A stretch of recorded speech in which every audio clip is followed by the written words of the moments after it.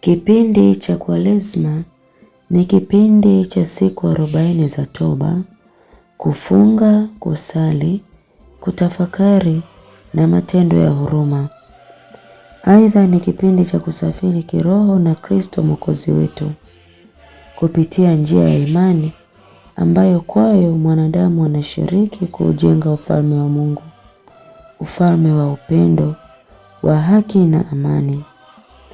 Katika safari ya Kwaresma, kanisa linatuongoza kwa kutafakari na mazoezi yatakayotusaidia kukutana na Bwana mfufuka aliye jiwe kuu la msingi na mfalme wa Mungu. Ndiye Kristo msingi wa imani yetu, imani ambayo ni mwaliko wa uongofu wa dhati na ulio mpya kwa Bwana na Mwokozi wa pekee wa ulimwengu. Kwaresma ni mwaliko tuupatao kila mwaka ili kila mmoja wetu aione fursa hii ya kiroho. Ni kipindi cha unyamavu, toba na kuzama ndani ya maisha yetu. Kipindi hiki ni cha neema ambapo kila mmoja wetu anaalikwa kufanya jitihada ya kujiinua na kujichotea neema. Bwana wetu Yesu Kristo anatuambia, wakati umetimia na ufalme wa Mungu umekaribia. Tubuni na kuiamini habari njema. Injili ya Marko sura ya 1 aya ya 15.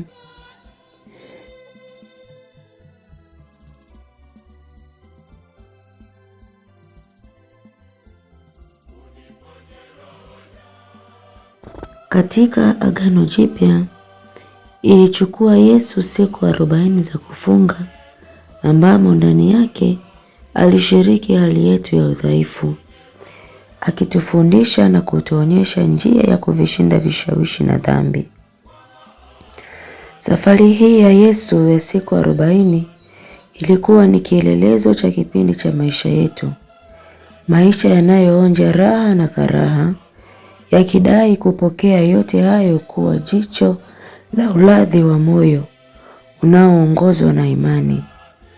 Ni kwa jicho tu la imani ndipo tunaweza kung'amua uzuri wa mpango wa Mungu hata katika hali zile zinazotufurahisha na kupendeza, kwani kwa njia hiyo tunaweza kukaa chini na kutafakari juu ya umaana wa mateso yetu.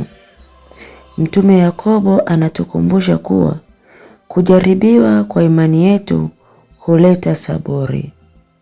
Waraka wa Yakobo sura ya 1 aya ya 3 na waraka wa kwanza wa Mtume Petro sura ya 1 aya ya 7.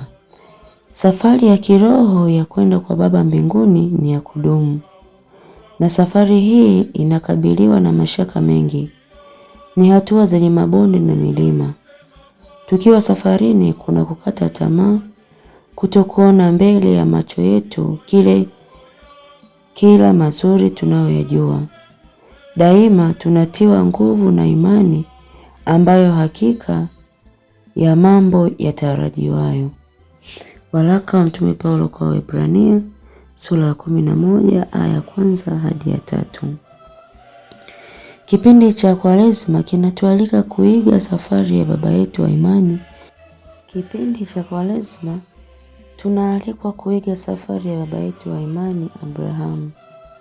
Yeye kama mfano mwema anasifiwa kwa kuamini bila kuiona kesho yake ikoje. Anajitupa katika mkono wa Mungu bila shaka yoyote. Kwa Abrahamu mapito magumu yapo, shida zipo, magonjwa yapo, ila Mungu ni mwaminifu daima.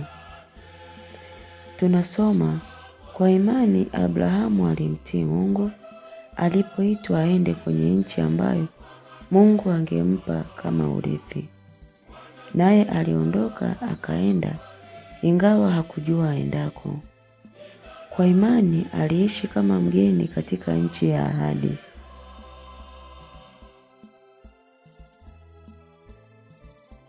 Katika hema pamoja na Isaka na Yakobo ambao pia walikuwa warithi pamoja naye wa ahadi ile ile.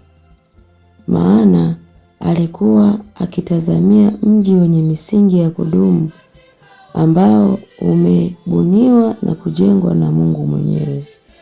Waebrania sura ya 11 aya 8 hadi ya 10. Nikutakie tafakari njema na siku njema. Mungu akubariki sana.